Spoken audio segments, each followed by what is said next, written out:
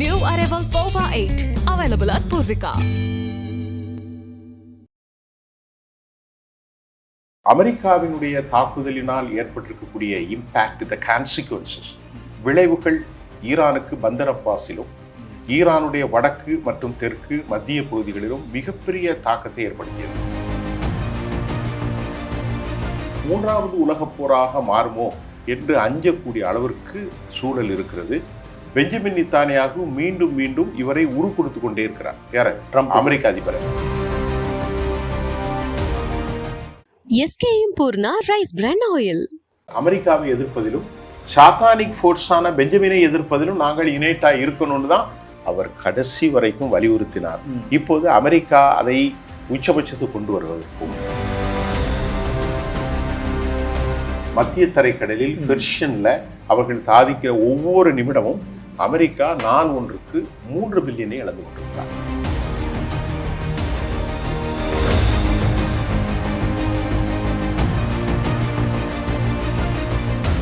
மின்னம்பலம் நேயர்களுக்கு வணக்கம். நான் விஷால் பொலிவர். இன்றைய நேர்காணலில் நம்மோடு இணைந்திருக்கிறார் உலக செய்தி பகுப்பாய்வாளர் மற்றும் மூத்த பத்திரிகையாளர் சூஃபியான் அவர்கள். வணக்கம் சார். வணக்கம். வணக்கம் சார். இந்த மேற்காசிய போர் கடந்த ஒரு 3 மாதங்களாகவே நம்ம பார்த்துக்கிட்டு இருக்கோம். இந்த பேச்சுவார்த்தைகள் அப்படின்றது ஒரு பக்கம் போய்கிட்டு இருந்தது.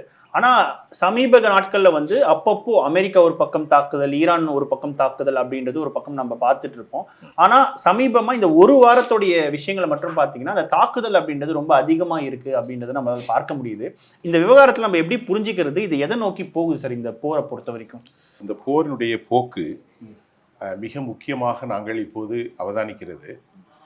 இது ஒரு எல்லை கடந்த நிலையில் இதனுடைய போக்கு நமக்கு யூகிக்க முடிகிறது. உதாரணத்திற்கு நம்ம என்ன சொல்ல முடிகிறதுன்னு சொன்னோன்னா, ஒரு சமாதானத்திற்கான வழிமுறைகள் தற்போது இல்லையோ என்கின்ற அளவில் நிலைகள் தற்போது மாறி இருக்கிறது. அமெரிக்காவை பொறுத்தவரை எப்படியாவது ஈரானை ஓய்த்து கட்டுவதற்கான நடவடிக்கைகளை மேற்கொள்கிறார்கள். எதனால சார்? ஈரானுடைய வலிமை என்பது உச்சபட்சமாக அதிகரித்து வருகிறது. இப்போ நேற்று முன்தினம் நடந்த தாக்குதலில் நாங்கள் பார்க்கின்ற போது அமெரிக்காவினுடைய தாக்குதலினால் ஏற்பட்டிருக்கக்கூடிய இம்பாக்ட், த கான்சிக்வன்சஸ், விளைவுகள் ஈரானுக்கு பந்தர் அப்பாஸிலும் ஈரானுடைய வடக்கு மற்றும் தெற்கு மத்திய பகுதிகளிலும் மிகப்பெரிய தாக்கத்தை ஏற்படுத்தியது.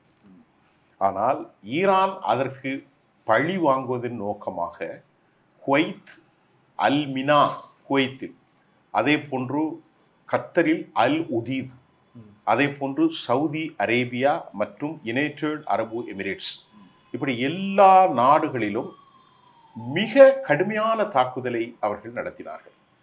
ஒரு காலகட்டத்தில் பஹ்ரைன் 5th ஃப்ளீட், உலகத்தில் இருக்கக்கூடிய பெரிய கடற்படை தளம் பஹ்ரைனில் இருக்கக்கூடிய 5th ஃப்ளீட், உலகத்தில் இருக்கக்கூடிய அமெரிக்காவின் மிகப்பெரிய ஏவுகணை F series, F-15, F-16, F-18 hornet, F-22 ரெப்டார், F-35 stealth விமானங்கள், F-35 ஸ்டெல்த் விமானங்கள், B-2, B-52 எல்லாவற்றையும் நிறுத்தக்கூடிய ஒரு பெரிய இடம் எதுன்னு சொன்னால் பஹ்ரைனில் ஜோர்டானில் இருக்கக்கூடிய இராணுவ தளம்.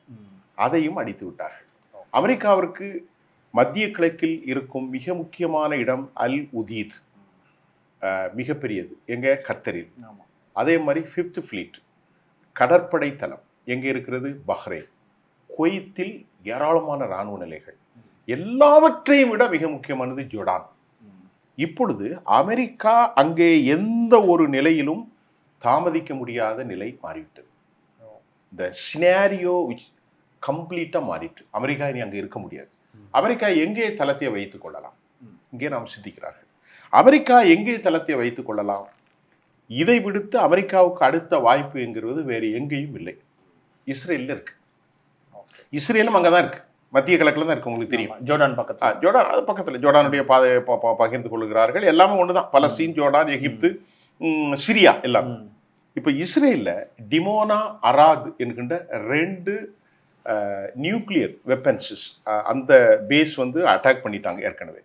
அதில் கிட்டத்தட்ட பல பேர் இறந்துட்டாங்க. இப்ப 2வது நெவோட்டிம் பேஸ் அப்படின்னு இருக்கிறது, அதையும் அடித்து விட்டார்கள்.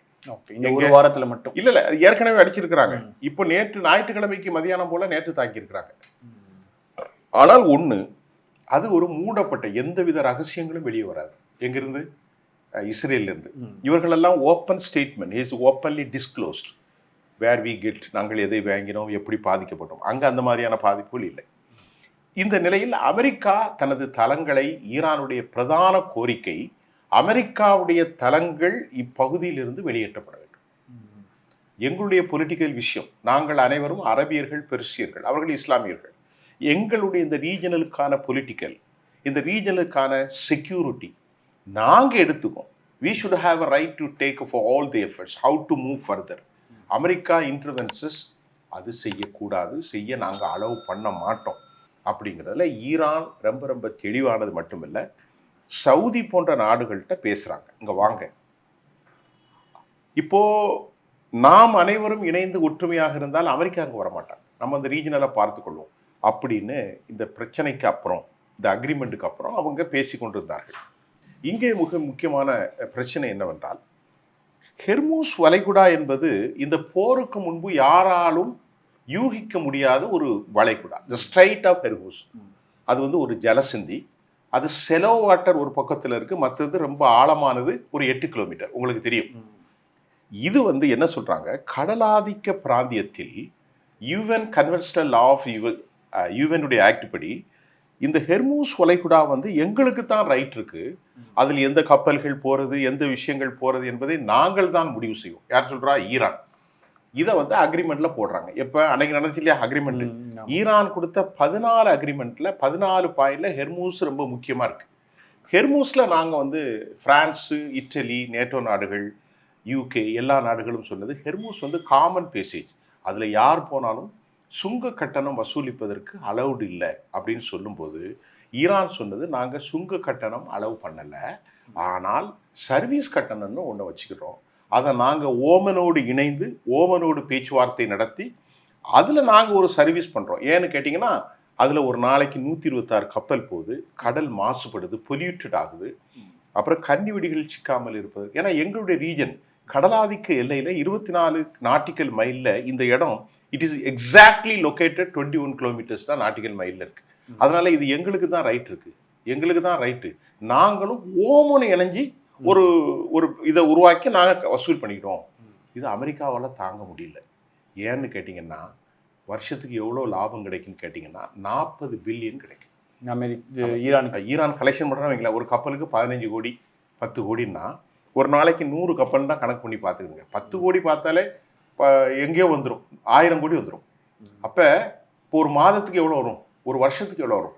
அமெரிக்கா என்ன நினைக்கிறான், என்னடா இது, இவன் வந்து இங்கே வந்து ஆதிக்கம் பண்ணி ஹெர்மூஸ் வளைகுடாவில் கலெக்ஷன் போட்டாச்சுன்னா நம்ம பாடு சிக்கலாயிரும் அப்படின்னு அமெரிக்காவுக்கு கையெழுத்து போட்டே பின்பும் கூட அமெரிக்கா உல்டாவாக இந்த அக்ரிமெண்ட்ல இருந்து ஸ்கிப் ஆன காரணம் இதுதான். இது ஒன்று, இதை தவிர்த்துக்கிட்டே இருக்காங்க, நிறைவேறக்கூடாது, ஹெர்மூஸ்ல பைசா வாங்கக்கூடாது. முதலாவது அக்ரிமெண்ட் என்ன சொன்னாங்க, முதலாவது அணு ஆயுத அந்த கழிவுகள் அதை வந்து கை ஒப்படைக்க வேண்டும். அப்ப இப்போ சொன்னாங்க அதை பத்தி நாங்கள் ஆஃப்டர் 60 days நம்ம பேசிக்கலாம். 60 நாட்களுக்கு பின்பு அந்த ஸ்டாக் பைல்ஸ் அணு துகள்கள் குறித்து ஃபர்தோஸ்ல, இஸ்பஹான்ல, நட்டான்ஸ்ல 3 இடத்துலையும் வைத்திருந்தார்கள். அமெரிக்கா சொன்னாங்க நாங்கள் டிஸ்மேண்ட் எல்லாமே அழிச்சிட்டோம். அப்போ இப்போ 2வது கேட்டால் இப்போ இருக்கான்னு கேட்டால் சரி அதெல்லாம் 60 daysக்கு அப்புறம் பேசுவோம். அது போகிற 13 ஒப்பந்தங்கள் இருக்கிறது. இந்த 13 என்னவென்றால், ஹெர்மூஸில் கப்பல்களை பிளாக்ஹெட் தடுக்கவே கூடாது அமெரிக்கா, நாங்களும் தடுக்க மாட்டோம், நீங்களும் தடுக்கக்கூடாது, கப்பல் போய்கிட்டே இருக்கும். சுங்க கட்டணம் கிடையாது, வசூலில் போட அமெரிக்க அதிபர் அடிக்கடி சொல்லிக்கிட்டு இருந்தார், சுங்க கட்டணம் கிடையாது, சுங்க கட்டணம் கிடையாது, கீழே வாங்கிட்டோம் 10 கோடி 5 கோடி, இதுதான் அக்ரிமெண்ட். 3வது இழப்பீட்டாக 28 லட்சம் கோடி கொடுக்கும், அதையும் ஒப்புக்கொண்டார்கள். 28 லட்சம் கோடி என்று சொன்னால் அதற்கு எத்தனை பில்லியன் ஒரு கணக்கு உண்டு, இந்திய மதிப்பிற்கு 28 லட்சம் கோடி. 4வது அவர்களுடைய ஃப்ரோசன் அசெட்ஸ், முடக்கப்பட்ட பணங்களை ரிலீஸ் பண்ணிடணும், அதில் அவர்களுக்கு ஒரு 10 லட்சம் கோடி வரும். இப்படி ஒரு நாளைக்கு அமெரிக்கா உலகத்தின் மீது எல்லா தடைகளையும் பேரிகார்ட் எல்லாத்தையும் எடுத்தா ஒரு நாளைக்கு 500 மில்லியன் லாபம் கிடைக்கும். யாருக்கு? ஈரானுக்கு வியாபாரம் பண்றாங்க. அமெரிக்காவுடைய அதிபர் கையெழுத்து போட்ட பிறகு, நேற்று இறந்து போனாரு லிண்ட்சே கிரஹாம், நேற்று பார்த்தீங்களே, அவர் கேட்குறாரு, என்ன முட்டாளடா இப்படி போய் கையெழுத்து போட்டு கொடுத்துருக்கா, எல்லாமே அவன் கையில் விட்டு கொடுத்துருக்கா, ஹெர்மூஸை விட்டு கொடுத்துருக்கா, 28 லட்சம் ரூபா பணம் கொடுக்குறேன்னு சொல்லி 28 லட்சம் கோடி 28 லட்சம் கோடி பணம் கொடுக்குறேன்னு சொல்லியிருக்கா, அவருடைய ப்ரோசன் அக்கௌண்ட்டை திருப்பி கொடுத்துறேன்னு சொல்லியிருக்கா. முதல்ல ஈரானுக்கு வெற்றி, எல்லாமே வெற்றி பெற்று இருக்கிறது. என்ன கணக்கில் நீ வந்தீங்கன்னு சொன்னோன்னா டக்குன்னு ஸ்கிப் ஆகி வேண்டுமென்று என்ன நடந்துச்சுன்னு கேட்டா, அந்த போருக்கு அக்ரிமெண்ட் க்ளோஸ் பண்ணது யாரு, ஈரானா அமெரிக்காவான்னு நான் ஒரு கேள்வி சொல்லும்போது நம்முடைய நேயர்களுக்கு, மின்னவலும் நேயர்களுக்கு தெளிவாயிடும். இப்போ அந்த அக்ரிமெண்ட்டை எக்ஸிக்யூட் பண்றது எவ்வளவு நாள்? 60 நாட்கள். 60 நாட்கள்ல ஈரானுடைய பாக்கர் கலிபா, அவரு உச்சபட்ச தலைவர் ஆயத்துல்லா கமேனியுடைய ரொம்ப க்ளோஸ் அசோசியேட்.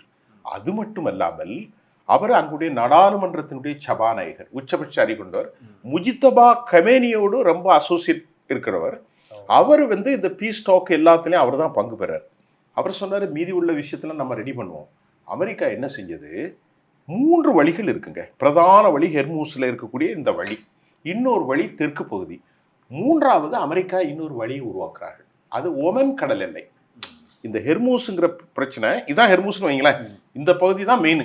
அப்ப அவங்க சொன்னாங்க, இந்த பகுதி உங்களுக்கு ஓமனுக்கு இருக்கு, இந்த பகுதி எனக்கு இருக்கு, நாம எல்லாம் மேனேஜ் பண்ணிக்கோன்னு சொன்னோன்னா அமெரிக்கா என்ன பண்ணது, ஓமனை மிரட்டி, இங்க பார் அவனை இண்டிவிஜுவலா அலோவ் பண்ணக்கூடாது, அதனால உங்கள் நாட்டில் இருக்கக்கூடிய ஒரு வழியை நாங்கள் உருவாக்குகிறோம் என்று சொல்லி, ஓமன் சின்ன நாடு தானே, அவங்கள மிரட்டி இப்ப அங்க உள்ள கப்பல்கள் போனது, 3 கப்பல்கள் போனது.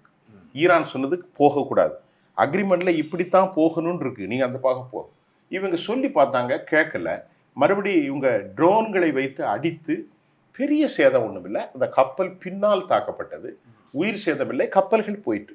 இதற்கு பழிவாங்குவதுதான் அமெரிக்கா திடீரென்று நள்ளிரவில் தாக்கினார்கள், பந்தர் அப்பாஸை தாக்கினார்கள், இதை மாதிரி தெஹ்ரானை தாக்கினார்கள், தெற்கு வடக்கு எல்லா இடங்களையும் தாக்கினார்கள். பதிலுக்கு ஈரான் மிக கொடூரமான தாக்குதலை பஹ்ரைன், குவைத், அல் மினா, அல் உதீத் எல்லா தளங்களையும் தாக்கி இன்றைக்கு ஒரு அனர்த்தத்தை உருவாக்கி இருக்கிறதுக்கு காரணம் இதுதான். ஏன்னா மீண்டும் போர் சூழல் உருவாகுதா, ஃபுல் ஃபிளெஜ்டு வாரா? போர் தான் நடந்துகிட்டு தானே இருக்கு. இப்ப நீங்க பாருங்க, நேற்று சோவியத்தினுடைய மிக முக்கியமாக நேற்று வந்திருக்கக்கூடிய நியூயார்க் டைம்ஸ்ல ஒரு செய்தி வந்திருக்கிறது. சோவியத்தினுடைய மிக முக்கியமான ஒரு ஃப்ளைட், அந்த விமானம், அதற்கு பெயர் TU-21-4PU. இந்த விமானம் இது எப்படின்னா, இது என்கிரிப்டட், இந்த ஏர்கிராஃப்ட் ஆபரேட்டட் பை ரஷ்யாவுடைய ஸ்பெஷல் ஃப்ளைட் ஸ்குவாட்ரான் மூலமாகத்தான் வரும்.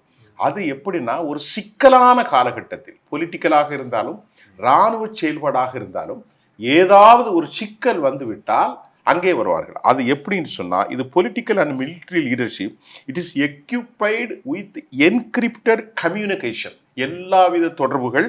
அது மட்டும் இல்ல, secure data links and system that allow official to coordinate government and military operation during a crisis. மிக முக்கியமான நாளில் தான் யார் அனுப்புவாங்க, ரஷ்யா அனுப்புவாங்க. அது நேற்று தெஹ்ரானுக்கு வந்துட்டு, எங்க வந்திருக்கு, ஈரானுக்கு. அப்ப அமெரிக்காவுடைய போக்கை ரஷ்யா மிக கவனமாக கவனிக்கிறார்கள். இந்த இந்த ஃப்ளைட் இப்போ இங்கே இந்த ஏர்கிராஃப்ட் இங்கே வருவதற்கான காரணம் என்ன, TU-21-4PU. இது வர வேண்டியது தேவையில்லை. இது மொத்தம் கிட்டத்தட்ட 850 km/h, ரொம்ப வேகமாக பயணிக்கக்கூடியது. இப்பொழுது என்னென்னால், உலகம் மறுபடி ஒரு உலகப் போராக, 3வது உலகப் போராக மாறுமோ என்று அஞ்சக்கூடிய அளவிற்கு சூழல் இருக்கிறது. பெஞ்சமின் நெத்தன்யாகு மீண்டும் மீண்டும் இவரை உரு கொடுத்து கொண்டே இருக்கிறார். யார, அமெரிக்க அதிபரை விடாதீங்க, நீங்க சாதாரணமான ஆளா சார், நீங்க எவ்வளவு பெரிய ஆள் அப்படின்னு சொல்லிட்டு இருக்காரு. நேற்று டைம்ஸ் நாளிதழில் நேற்று நள்ளிரவு வந்த செய்தி, நேற்று மாலை நள்ளிரவு அல்ல, அமெரிக்காவுடைய ஆர்சனல் குடோன்களில் மிக குறைவான அளவு டெபிசிட்டா இருக்கு. எது, வீசக்கூடிய மிசைல்ஸ்லாம் அமெரிக்கா பற்றாக்குறையில் இருக்கிறது. ஆனால் ட்ரம்ப் அவர்கள் சொல்லியிருந்தாரு, என்ன கொள்ள நீங்க சதி செஞ்சீங்க அப்படின்னா 1000 மிசைல் ரெடியா இருக்கு, நான் எப்போ வேணாலும் தயாரா இருக்குன்னு சொல்றாங்க. குறிப்பாக கொமேனியினுடைய அந்த ஊர்வலத்துல கூட ட்ரம்ப்பை கொள்ளுங்க அப்படின்ற ஒரு விஷயத்தையும் நம்ம வீடியோக்களை பார்க்கிறோம். இந்த விஷயத்தை நம்ம எப்படி பார்க்கறது? குறிப்பா முக்கியமான கேள்விங்க. டெத் டு அமெரிக்கா அப்படிங்கிறது தான் அவருடைய கோரஸ். 47 வருஷமா சொல்லிட்டு இருக்காங்க, இதைத்தான் சொல்றாங்க. அமெரிக்காவுக்கு சாவு, அமெரிக்காவுக்கு சாவு, பெஞ்சமினுக்கு சாவு. நான் கேட்கிறேன், அவர்கள் நேற்று ஒரு ஃபத்துவா ஒன்று கொடுத்துருக்காங்க, இது மற்ற சேனல்களில் பேசப்படலை. முஜித்தபா கமேனி, அவர் உச்சபட்ச தலைவருடைய சொந்த மகன், அவர் மறைபொருளாக இருக்கிறார். அவர் எங்க இருக்கிறார் யாருக்கும் தெரியாது. முஜித்தபா கமேனி என்ன ஃபத்துவா கொடுத்துருக்காருன்னா, இங்க பாருங்க, எங்களுடைய ஷியா இஸ்லாம் பிரிவில் நாங்கள் கொடுத்திருக்கிறோம் ஒரு ஃபத்துவா. இந்த ஃபத்துவாவின் மூலம் அமெரிக்க அதிபர் படுகொலை செய்யப்பட வேண்டும். பெஞ்சமின் நித்தானியாகு படுகொலை லிஸ்ட்டில் வரார். ஜெர்மன் அதிபர் அவர் பேர் என்ன மாஷே, அவரும் படுகொலை லிஸ்ட்டில் வரார். யூகேனுடைய அதிபர் கியாமர், கியாமர், அவரும் படுகொலை லிஸ்ட்டில் வரார். ஏன்னு சொன்னால் இவர்கள் அனைவரும் சேர்ந்து அப்பாவியாகி எங்களுடைய மூத்த தலைவர் ஆயத்துல்லா கமேனியை படுகொலை செய்து விட்டார்கள். இரத்த பழி கொடுக்காமல் நாங்கள் ஓயப்போவில்லை என்று அவர் அறிவித்திருக்கிறார். அவருடைய மரணத்தினுடைய கடைசி நேரத்தில் பிரார்த்தனை கூடத்தில் அவருடைய மகள் வழி பேரன் அவர் பிரார்த்தித்து விட்டு சொல்கிறார், அமெரிக்கர்களிடத்தில் பேசுவது ஒரு கோழைத்தனம். நாம் மரணிக்கும் வரை அமெரிக்கர்களை எதிர்த்து போராட வேண்டும், அவர்களை கொள்ள வேண்டும் என்று ஃபத்வா கொடுத்துட்டார். இப்போ நீங்கள் புரிஞ்சுக்கிடுங்க, அமெரிக்க அதிபர் இந்த போரில் New York times, Washington post, Wall Street Journal எல்லா செய்தியும் அழகாக சொல்லுகிறது. நான் சொன்னது கொஞ்சம் பழைய செய்தி. 39 பொய்யை சொல்லியிருக்கிறார். இப்போ ஒரு 50-40 பொய் இருக்குன்னு நினைக்கிறேன். எனக்கு தரவோடு தான் பேசுவேன், தரவு இல்லாமல் நான் பேசவே மாட்டேன். 39 பொய்களை உலகில் அதிகமான பொய் சொன்னது அவர் தான். இப்போ கூட நேற்று என்ன சொல்றாரு, தாக்கி கொண்டே அமெரிக்க அதிபர் சொல்கிறார், தாக்குதல் ஒரு பக்கம், ஐ திங்க் இட்ஸ் ஓவர் அப்படிங்கிறார். இப்படி கையை காட்டார், ஐ திங்க் இட்ஸ் ஓவர். யாரு வெளியேறோம் அப்படின்லாம் சொல்லி அவரே சொன்னார், நான் நினைக்கிறேன் இது முடிந்து போச்சு, வேற யாராவது பேசலாம் அப்படின்னு சொல்லிட்டு அவர் ஒரு வித்தியாசமா பேசுறார். அப்படி பேசிட்டு இப்பொழுது நாங்கள் பேசி கொண்டிருக்கிறோம் ஈரானோடு பேசி கொண்டிருக்கிறோம், ரொம்ப க்ளோஸா வந்துட்டோம், நெகோசியேஷன் டீல் நல்லா நடக்கும் அப்படின்னு சொல்றாரு. எல்லாருக்குமே குழப்பமாயிட்டு இருக்கு. அப்போ ஈரானுடைய அஃபீஷியல் சொல்றாங்க, நேற்று இஸ்மாயில் பஹாவி சொல்கிறார், ஸ்டேட் ஸ்போக்ஸ் பர்சன், எக்ஸ்டர்னல் அஃபேர்ஸினுடைய ஸ்போக்ஸ் பர்சன் இஸ்மாயில் பாகவி நேற்று என்ன சொல்லியிருக்காரு, அமெரிக்காவோடு பேசுறது இல்லை, இறுதி வரை இரத்தப்பழி கொடுக்கணும், அப்படிதான் எங்களுடைய விஷயம் அப்படின்னு சொல்றாங்க. இன்னைக்கு உள்ள நிலைமை படு மோசமான ஒரு கண்டிஷன்ல இருக்கு. உலகத்துல ரொம்ப பாதிப்புக்குரிய ஒரு நாடாக எந்த நாடு மாறி இருக்கு தெரியுமா? நீங்க சொல்லுங்களேன் விஷால். இந்தியாவா? Correct, exactly. இது உங்களுடைய அனுபவத்தை கருது. நீங்க ஏதாவது சவுதி யுதின்னு சொல்லுவீங்கன்னு பார்த்தேன். ஏன்னா நமக்கு வரக்கூடிய எல்லாமே ஹெர்மூஸ் தான். நம்முடைய ட்ரேடு சரி, நமக்கு ஆயில், உலகத்துல 25% ஆயில் அந்த உங்களுக்கு தெரியும் வரவு எல்லாமே அந்த பகுதி தான் போகுது. அதுக்கப்புறம் இப்போ மற்ற பிரச்சனைகளும் இருக்கு.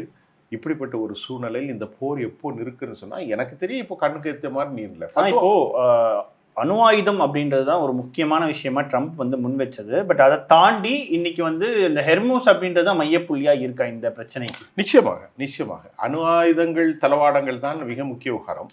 அணு ஆயுதங்களை விவகாரம் பொறுத்தவரை ஈரான் என்ன சொல்லுதுன்னா, என்ரிச் செய்வது எங்களுடைய சாவரின் இன்டகிரேட்டட் டெரிட்டோரியல்ல இருக்கக்கூடிய ஓன் ரைட். நாங்க எங்க நாட்டு சவரின், எங்களுக்கு ஒரு சாவரின் இருக்கு, ஒரு இறையாண்மை இருக்கு, நாங்க செஞ்சு வச்சிருக்கோம். ஆனால் என்ரிச் என்றது, சென்ட்ரிஃபியூஜ் பண்ணது 60%. இந்த 60% வச்சு நாங்க அணுகுண்டு செய்ய முடியாது. அது 90% வருகின்ற போது அணுகுண்டு செய்யப்படும். ஆனால் நீங்கள் international atomic energy agency Rafael Grossi, அவர் ஒரு உளவாளி, அவர் அமெரிக்காவினுடைய ஒரு உளவாளியாக செயல்படுகிறார். நாங்கள் அவரை அனுமதிக்க மாட்டோம். வேற கமிட்டி, அது 60 நாளைக்கு அப்புறம் பேசுவோம், நீங்க மானிட்டர் பண்ணுங்க. ஆனால் இதை வைத்து நாங்கள் அணுகுண்டு செய்வது எங்களுக்கு ஃபத்வா இருக்கு. இந்த உச்சபட்ச தலைவர் சையத் அலி காமினி தனது ஃபத்வாவை கொடுத்திருக்கிறார். அதனால எங்களை பொறுத்தவரை நாங்கள் அணுகுண்டு செய்து மக்களை கொலை செய்வதற்கு எங்களுக்கு தேவையில்லை. ஆனால் எரிசக்தி துறையிலும் மருத்துவத்துறையிலும் இன்னும் பல ஆற்றல் துறைகளும் அணு ஆயுதத்தை நாங்கள் பயன்படுத்துவோம். நெவர் எவர், எப்போதும் நாங்கள் ஓட்ட மாட்டோம். ஃபர்தோஸ், நட்டான்ஸ், இஸ்பஹான், இந்த 3 நிலைகளையும் அமெரிக்கா என்னெல்லாமோ முயற்சி பார்த்தார்கள். சரி பரவாயில்ல சார், இந்த 14 பாயிண்ட்ல 13 பாயிண்ட நம்ம எக்ஸிக்யூட் நடைமுறைப்படுத்தின பிறகு 14ஆவதாக ஒரு 60 நாட்களுக்கு பின்பு இந்த பிரச்சனையை நாங்கள் வைத்துக் கொள்ளலாம் என்று அவர்கள் பேசிய பின்பு இப்போது டோட்டலா கொலாப்ஸ் ஆயிடுச்சு. இப்போ அரபு நாடுகளினுடைய அந்த நிலைப்பாடு என்னவா இருக்கு? ஏன்னா இப்போ நீங்க சொல்ற மாதிரி அரபு நாடுகளுக்கு கூடிய அமெரிக்க தளங்கள் மீது ஈரான் தொடர்ச்சியா தாக்குதல் நடத்துறாங்க. இப்போ அவர்களுடைய நிலைப்பாடு என்னவா இருக்கு? இப்போ ஈரான் தொடர்பான விஷயம் என்னவா இருக்குன்னு நினைக்கிறீங்க? 1935க்கு அப்புறம் முதல்ல வளம் கண்டுபிடிக்கப்பட்டது சவுதி அரேபியாவில். 1970 பெட்ரோ டாலர் அப்படிங்கிற ஒரு சிஸ்டத்தை கொண்டு வந்தது அப்போ. இன்றைக்கு வரைக்கும் அரபு நாடுகள் அவருடைய அடிமைகளாக தானே இருக்கிறாங்க. சவுதி அரேபியாவும் சரி, கத்தரும் சரி, பஹ்ரைனும் சரி, ஜோர்டானும் சரி, துருக்கியும் சரி, எகிப்தும் சரி, இன்றைக்கு சிரியா வரைக்கும் பிடிச்சிட்டாங்க. இப்போ என்னன்னா, அரபு நாடுகளில் இருக்கக்கூடிய ஏனைய அரபுகள் அனைவரும் சுன்னா முஸ்லீம் சமூகத்தை சார்ந்தவர்கள். உங்களுக்கு புரியும் நினைக்கிறேன். இஸ்லாமியில 2 பிரிவு இருக்காங்க. இவர்கள் ஷியா பிரிவு முஸ்லிம்கள். ஷியா பிரிவு முஸ்லிம்கள் உலகத்துல ரொம்ப கம்மி தான் இருக்காங்க. ஒரு 4 அவ்வளவுதான், 10க்குள்ளதான். ஈரான் தான் அவங்களுடைய உச்சபட்ச தலைமை. இதை ஊதி பெரிதாக்கும் முயற்சியில் அமெரிக்கா இன்டெலிஜென்ஸ் ஏற்படுகிறது. நீங்க பாருங்க, நீங்க சுன்னா முஸ்லீம், அவங்க ஷியா முஸ்லீம்னு. ஆனால் தனது மரணம் வரை 87 வயது வரை போராடி கொண்டிருந்த ஆயத்துல்லா கமேனி, அவர் அமெரிக்கா, அவர் ரொம்ப அழகான பெரிய இன்டெலிஜென்ட், பர்ஷி மொழி, அரபி எல்லாம் நாலேஜ். ஆயத்துல்லா கமேனி என்ன சொன்னார்? இந்த பிளவுகளை நாம் மறக்க வேண்டும். இது சிறிய பிளவு. ஒரே குரான், ஒரே நபி, ஒரே வேதம், ஒரே இறைவன். அப்படி இருக்கும்போது இந்த விஷயத்தை நம்ம பெரிதுபடுத்தக்கூடாது. அமெரிக்காவை எதிர்ப்பதிலும் சாத்தானிக் ஃபோர்ஸான பெஞ்சமினை எதிர்ப்பதிலும் நாங்கள் யுனைட்டா இருக்கணும்னு தான் அவர் கடைசி வரைக்கும் வலியுறுத்தினார். இப்போது அமெரிக்கா அதை உச்சபட்சத்துக்கு கொண்டு வருவதற்கும் பிராந்திய வல்லரசாக தங்களை நிலைப்படுத்திக் கொள்வதற்கு முகமது பின் சல்மான் முயற்சி செய்கிறார். ஆனால் ஒரு விஷயம் நீங்கள் புரிய வேண்டும். பிராந்திய வல்லரசு என்பது இன்றைக்கு அமெரிக்காவுக்கு அடுத்த லெவல்ல உலகின் 4வது ஃபோர்ஸா உருவாயிட்டாங்க. யாரு? ஈரான். அமெரிக்கா, ரஷ்யா, சீனா, ஈரான் அப்படின்னு உருவாயிட்டாங்க. அவர்கள்ட்ட இருக்கக்கூடிய பலிஸ்டிக் தொழில்நுட்பம், பலிஸ்டிக்ஸ் உங்களுக்கு தெரியும், ஃபத்தா 1, ஃபத்தா 2, ஹெய்பர் ஷெகான், இமாமத், அவர்கள்ட்ட இருக்கக்கூடிய ஏராளமானது பலிஸ்டிக்ஸ் தொழில்நுட்பங்கள். ஷாஹின் 126, 129, 136, ஷாஹின் 171, ஆள் இல்லாத விமானங்கள், உளவு பிரிவுகள், வேகமாக செல்லக்கூடிய 120க்கும் மேற்பட்ட 1200க்கும் மேற்பட்ட வேக படகுகள், ஜாமர்கள், எலக்ட்ரானிக்ஸ் வாஃபர் சிஸ்டம், எல்லாமே அவங்கள்ட்ட அற்புதமா இருக்கு. மலைகளை குடைந்து எல்லாவற்றையும் வைத்திருக்கிறார்கள். அந்த இடத்துல சவுதி அரேபியா இல்லை. இவர்கள் இருக்கக்கூடிய ரிசர்ச் அண்ட் டெவலப்மெண்ட்ஸ் இருப்பாங்க, சயின்டிஸ்ட்லாம் அவ்வளோ பேர் இருக்காங்க. அந்த இடத்துல சவுதி எந்த இடத்துலையும் கிடையாது. இன்னைக்கு இவர்கள், அது மட்டும் இல்லாமல் இவர்களுடைய சப்போர்ட்டிவ் யார் இருக்காங்கன்னா, இவர்களுக்கு நிறைய நெருக்கமான யார் இருக்கா, ப்ராக்சிகள் இருக்காங்க. உங்களுக்கு ப்ராக்சிகள்ல முதல்ல ஹவுதி, 2வது எடுத்துக்கிட்டா ஹிஸ்புல்லா, 3வது எடுத்துக்கிட்டா ஈராக்ல இருக்கக்கூடிய ஷியாட்டி ஹிஸ்புல்லா, 4வது 2,68,000 போர்ஸ் கொண்டு வந்திருக்க ஹத்தாபி ஹிஸ்புல்லா, இஸ்லாமிக் முஜாஹிதீன் படைகள், ஹமாஸ், அவ்வளவு பேருக்கும் பணத்தை கொடுத்து வச்சிருக்கிறாங்க. அதனால இவர்களை எதிர்த்து நீண்ட காலத்திற்கு அங்கு அமெரிக்காவால் தாக்கு பிடிப்பது சாத்தியமில்லை. அமெரிக்காவுடைய பொருளாதாரம் இன்னைக்கு எப்படி இருக்குன்னா, மிகப்பெரிய ரெசஷனை நோக்கி சென்று கொண்டிருக்கிறது, மந்த நிலை. அமெரிக்காவுடைய இன்ஃப்ளேஷன் ரொம்ப உச்சபட்சத்தில் போயிட்டு, அமெரிக்க அதிபர், அமெரிக்க காங்கிரஸ், அமெரிக்க செனட், அமெரிக்காவுடைய பிரதிநிதித்துவ சபையில விண்ணப்பிக்கிறார். அமெரிக்காவுடைய பென்டகன் கேட்கிறது 1.5 ட்ரில்லியன் ஃபண்ட் எங்களுக்கு தேவைன்னு. அமெரிக்க காங்கிரஸ் அதை நிராகரிக்கிறது. ஏனென்றால் அமெரிக்காவுடைய மொத்த கடன் அளவு எவ்வளவு என்று பல பேருக்கு தெரியாது. மொத்த கடன் அளவு 4000 லட்சம் கோடி. ஜிடிபியோட 120 மடங்கு அதிகமா இருக்கு. 4000. அமெரிக்காவுடைய ஜிடிபி எவ்வளவு? 32 ட்ரில்லியன். கடன் எவ்வளவு? 4000 லட்சம் கோடி. அப்போ ஜிடிபியோட எத்தனை மடங்கு கூட இருக்குமா? அப்போ அப்படிப்பட்ட சூழ்நிலையில் இன்றைக்கு அவங்க தாமதிக்கிற ஒவ்வொரு நேரமும், எங்கே மத்திய தரைக்கடலில் பெர்ஷியன்ல அவர்கள் சாதிக்கிற ஒவ்வொரு நிமிடமும் அமெரிக்கா நாள் ஒன்றுக்கு 3 பில்லியனை இழந்து கொண்டிருக்கிறார்கள். இப்போ இந்த நிலையில அவர்களுக்கு புலிவாலை பிடித்த கதையா ஒண்ணுமே செய்ய முடியல. இன்றைக்கு அமெரிக்கா கடைசி ஆயுதமாக எடுத்திருக்கிறது என்னவென்றால், எல்லா நாடுகளையும் ஒன்றாக்கி விட வேண்டும். அதில் கிட்டத்தட்ட ஏறத்தால் அவர்கள் வெற்றி பெற்றிருக்கிறார்கள். எதுல? சவுதி அரேபியாவையோ, துருக்கியோ, கத்தரையோ எல்லாரையும் ஒருங்கிணைத்து கொண்டு வந்து ஓரளவுக்கு வெற்றி பெற்றிருக்கிறார்கள். ஈரானை இப்பொழுது தனித்து விடுவதற்கும் யூரோப்பியனை தனித்து விடுவதற்கும் இப்பொழுது நெருக்கடியான ஒரு சூழல் காணப்படுகிறது. குவைத்திலையும் பெரிய அளவுல சேதாரம் தான். ஓகே, இறுதிய ஒரு கேள்வி என்னன்னா, இப்போ ஈரான் மக்களினுடைய அந்த நிலைப்பாடு, மனநிலைன்றது எப்படி இருக்கு? அதே போல அயத்துல்லா அலி காமினி அவர்கள் கொஞ்சம் மிதவாதியாக எல்லா விஷயத்தையும் கொஞ்சம் கேர்ஃபுல்லாக தான் ஹேண்டில் பண்ணியிருந்தாரு. தற்பொழுதைய ஈரானினுடைய தலைமை அப்படின்றது எப்படி இருக்கு? எக்ஸ்ட்ரீமிஸ்ட் கையில இருக்கா, இல்லை மிதவாதிகள் கையில இருக்கா? நிச்சயமா கண்ணை மூடிட்டு சொல்லுவேன், எக்ஸ்ட்ரீமிஸ்ட் கையில வந்துட்டு, கடும் போக்குவாதிகளின் கையில் வந்துச்சு. ஏன்னு கேட்டா, முன்னாடி ஓரளவுக்கு பேச்சாளராக இருந்த இறந்து போன ஆயத்துல்லா கமேனி, முன்னாடி ஓரளவுக்கு சர்வநிலை பேச்சாளராகவும் சமாதான பேச்சுகளாகவும் இருந்த ஒரு இன்டெலிஜென்ஸ் இருந்தது அலி லாரிஜானி, அவர் படுகொலை செய்யப்பட்டு விட்டார். இன்றைக்கு இருக்கக்கூடிய அப்பாஸ் அராகச்சி, இன்றைக்கு இருக்கக்கூடிய மசூஸ் பெசஸ்கியான், இவர்கள் அனைவரும் மௌனியாகி போனார்கள், இன்க்ளூடிங் பக்கர் கலிபா வரை. இப்போது கையில் யார் கையில் இருக்கிறது என்றால் ஐஆர்ஜிசி கையில் இருக்கிறது, மொசாவி கையில் இருக்கிறது, ஐஆர்ஜிசி தான் இருக்கிறது. அவர்கள் தான் சொல்கிறார்களே, அமெரிக்கா ஒரு சத்தானி ஃபோர்ஸ், அமெரிக்காவோடு பேசக்கூடாது, நம்முடைய தலைவரை கொண்டு விட்டார்கள், தியாகசீலர்கள் 100 பேரை கொலை செய்து விட்டார்கள், அவர்களோட உங்களுக்கு என்னடா பேச்சு அப்படின்னு சொல்லக்கூடிய அளவுக்கு இப்போ நிலைமை ஆயிட்டு. இது மேலும் மேலும் பிராந்தியத்தில் பதற்றத்தை தான் வருது. நீங்க கேட்ட கேள்விக்கு அதான் பதில். ஈரானுடைய கடும் போக்குவாதிகளுடைய கைகள் ஈரானில் ஓங்கிவிட்டது. கடும் போக்குவாதிகளுடைய கைகள் ஓங்கிவிட்டதனால் ஈரானை இனி மௌனியாக்குவதற்கு கஷ்டம். அப்போ மக்களுமே ஆதரவு தெரிவிக்கிறாங்களா அந்த விஷயம்? ஆமா, இப்போ Islamic revolutionary guards and corps IRGC மட்டுமல்ல, ஈரானை முதல்ல புரிந்து கொள்ளுங்கள். ஈரானுள்ள ஐஆர்ஜிசி, ஈரானுடைய அரச படைகள், 4 லட்சம் கொண்டிருக்கக்கூடிய ஈரானுடைய பஸ்ஸி படைகள், ஈரானுடைய இன்டெலிஜென்ஸ் பெரிய அளவில் இருக்காங்க. ஈரானில் மக்கள் அந்த ஆட்சிக்கு எதிராகத்தான் இருந்தார்கள். ஆனால் ஜிண்டோயிசத்தை, தேசியவாதத்தை கட்டமைத்து எல்லாரையும் ஒருங்கிணைத்த பெருமை அமெரிக்காவுக்கு தான் சேரும். நான் சொல்றேன் புரியுதா? சும்மா இருந்த மக்களை ஒருங்கிணைத்து தேசியவாதத்தை உருவாக்கி, சோகால்டு ஜிண்டோயிசம் சொல்றது, அதை உருவாக்கி நம்மெல்லாம் ஈரானியர்கள், பெர்சியர்கள். ஏன்னா நல்லா கவனித்துக் கொள்ளுங்கள், ஷியா முஸ்லீம்கள் எப்படின்னா இந்திய முஸ்லீம்கள் போன்று இல்லை. இவர்களுக்கு இமாம் எல்லாம் கிடையாது. இந்திய முஸ்லீம்களுக்கு இப்போ பிராமணிக்கள்ல ஒரு குரு ஒன்று இருக்கார், இங்க தெரியும் உங்களுக்கு, சங்கராச்சாரியர். அந்த மாதிரி ஒரு குரு இருக்கிறாங்க. அந்த குருவுடைய செருப்பெல்லாம் தூக்குவாங்க. அதே மாதிரி ஷியாவில் நவகுருன்னு இருக்காங்க, 9 குருக்கள். நீங்க பார்த்துருப்பீங்க மன்னடியில கூட. அவர்களுக்குத்தான் அங்கே மதிப்பு உண்டு, குரு காட்டக்கூடிய வழி இங்கேயும் உண்டு. ஏன் அந்த பிராமணிகள் இதை நான் சிமிலாரிட்டிஸ் இன் பிட்வீன் த 2 ஐடியாலஜின்னு சொன்னா, அவங்க எப்படி குருவை பின்பற்றுகிறார்களோ அப்படித்தான். இமாம் அலி கமேனி அவர் ஒரு பொலிட்டிக்கல் லீடர் மட்டுமல்ல. இமாம் அலி கமேனி அவர்கள் ஒரு இமாம், ஒரு பெரிய இமாம், மத தலைவர், ஒரு கிளாரிக்ஸ். மதத்தினுடைய விஷயங்களை அவர் எக்ஸ்பிளைன் பண்ணுவார். அதுக்குள்ளே ஏதாவது ஒரு தவறு இருந்தால் அவர்கிட்ட போய் கேட்பாங்க, அவர் சொல்வார்.